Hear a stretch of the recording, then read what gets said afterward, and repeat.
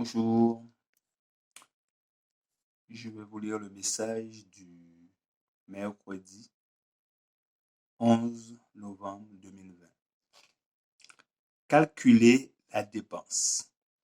Celui qui voudra sauver sa vie la perdra, mais celui qui perdra sa vie à cause de moi et de la bonne nouvelle la sauvera. Et que sert-il à un homme de gagner tout le monde s'il perd son âme? Que donnerait un homme en échange de son âme? Dieu élève sa voix pour arracher les hommes à leur propre suffisance.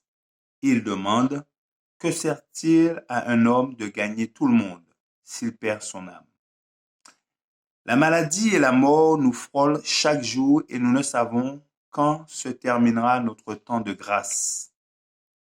Nombreux sont ceux qui, s'ils devaient rendre des comptes, le feraient avec des remords et de la tristesse, regrettant d'avoir employé une manière aussi égoïste la vie qui leur avait été prêtée.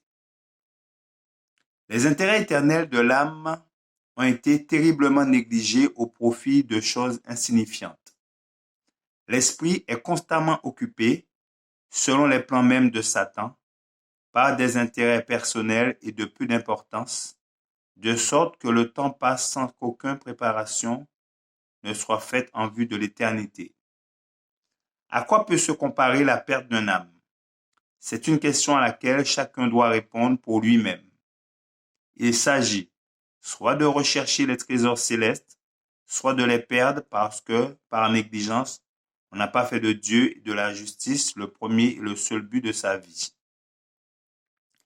Jésus, le Rédempteur du monde, considère avec tristesse le grand nombre de soi-disant chrétiens qui sont à leur propre service au lieu de se mettre à sa disposition.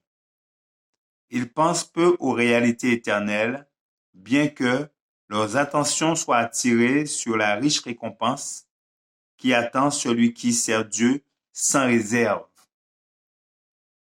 Ces réalités suprêmes, il les place devant eux, les invite à en calculer le prix et les supplie de devenir dès maintenant les disciples obéissants et fidèles du Christ. Il leur dit, vous ne pouvez servir Dieu et Mammon. Il veut que chacun ait le sentiment de sa responsabilité et emploie le temps précieux de cette vie à de bonnes œuvres quotidiennes.